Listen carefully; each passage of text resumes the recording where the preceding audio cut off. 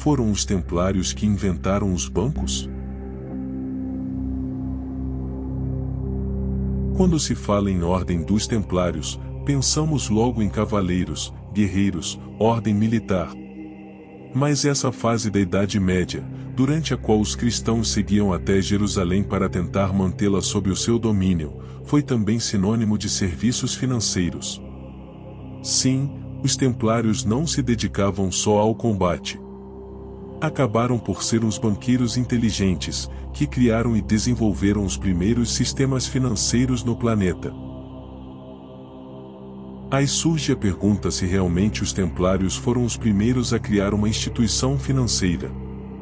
Para tal pergunta, surgem muitas respostas, pois a definição de bancos para a época seriam apenas cofres fortes, onde se poderia guardar o dinheiro ou pertences de valor. As primeiras instituições a fazer isso poderiam ter sido criadas nos templos na Mesopotâmia, por volta de 2000 a.C. Esses templos recebiam depósitos de grãos e metais preciosos e concediam empréstimos aos comerciantes da época. Na China, por volta do século VII, surgiram as casas de câmbio para trocar as moedas de comerciantes das diferentes regiões do país. Com o transcorrer do tempo, essas casas teriam começado a oferecer serviços bancários, como depósitos e empréstimos. No Ocidente, a abordagem eurocêntrica afirma que os primeiros bancos medievais teriam surgido na Itália a partir do século XII. Entretanto, não há comprovação desses bancos, conhecidos como bancos de depósito, trabalharem com recursos de terceiros desconhecidos e configurarem uma rede capaz de multiplicar depósitos com contínuos empréstimos. Dando um salto de 5 séculos, quando os bancos modernos foram criados no século XVII, com o surgimento do Banco da Suécia, em 1668, e do Banco da Inglaterra, em 1694. Estes, posteriormente, quando passaram a priorizar a salvaguarda dos poucos bancos existentes contra as corridas bancárias, isto é, saques massivos dos depósitos, se tornaram, de fato, bancos centrais. Na verdade, conceitualmente, não há correlação causal entre as moedas mercadorias ou cunhadas e o surgimento de bancos. Estes se definem por 3 funções básicas, interativas através dos subsistemas de pagamentos, gestão de dinheiro e financiamentos.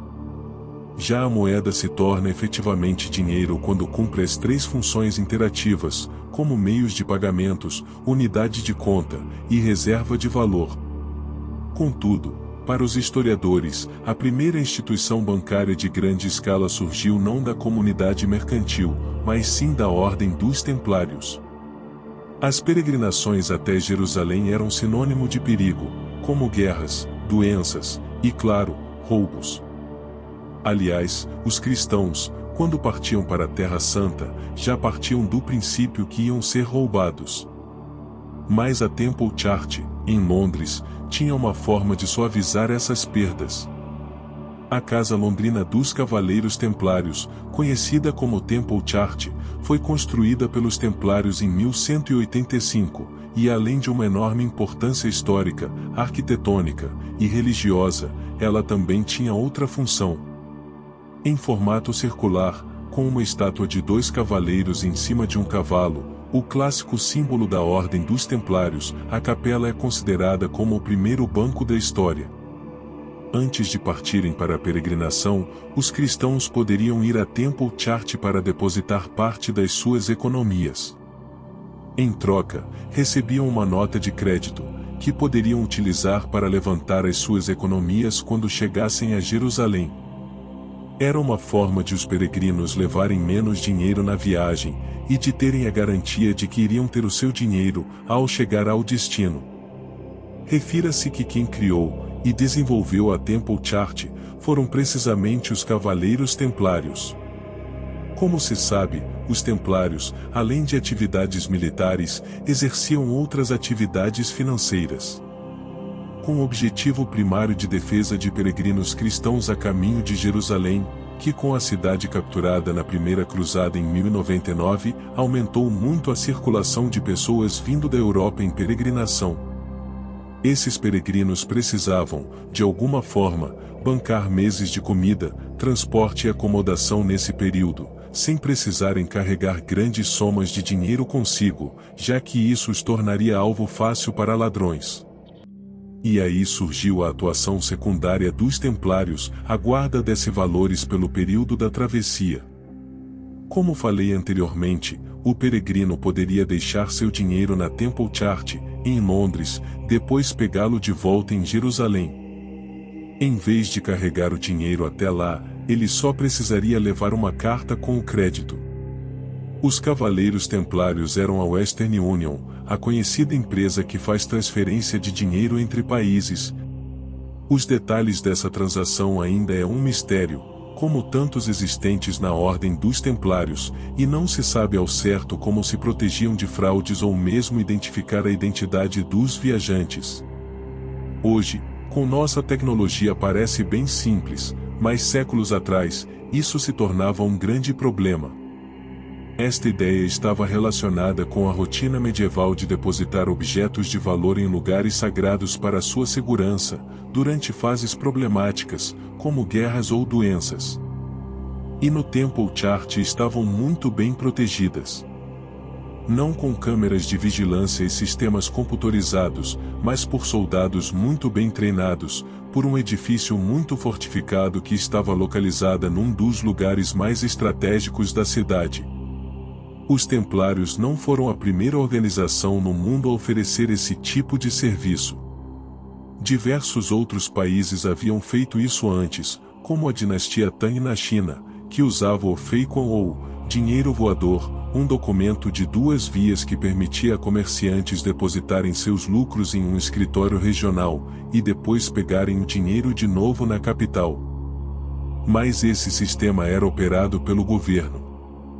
O sistema bancário oferecido pelos Templários funcionava muito mais como um banco privado, embora pertencesse ao Papa, que era o poder maior, aliado a reis e príncipes ao redor da Europa, e gerenciado por uma parceria de monges que tinham feito voto de pobreza.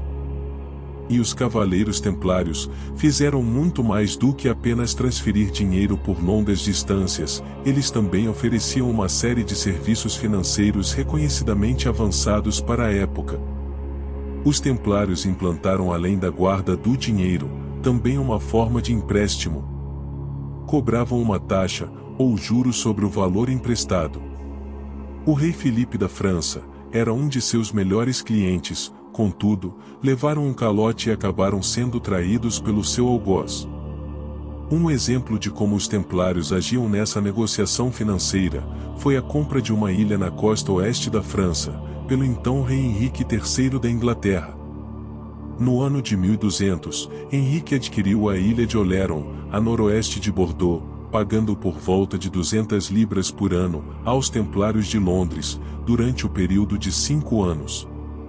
Ainda nos anos 1200, as joias da coroa foram mantidas no templo como uma forma de segurança para um empréstimo, com os templários atuando como uma espécie de casa de penhor.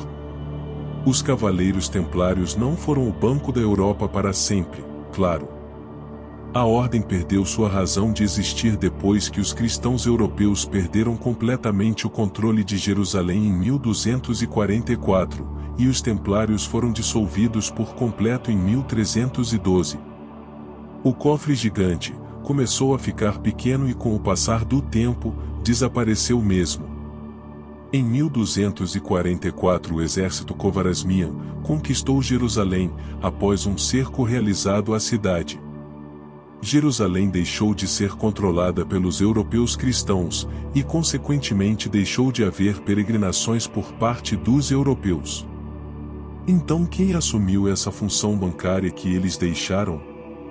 Conta a lenda, que na Grande Feira de Lyon em 1555, que foi o maior mercado para comércio internacional de toda a Europa, existia um comerciante italiano que estava enriquecendo com as negociações, feitas apenas com uma mesa e um tinteiro à sua frente.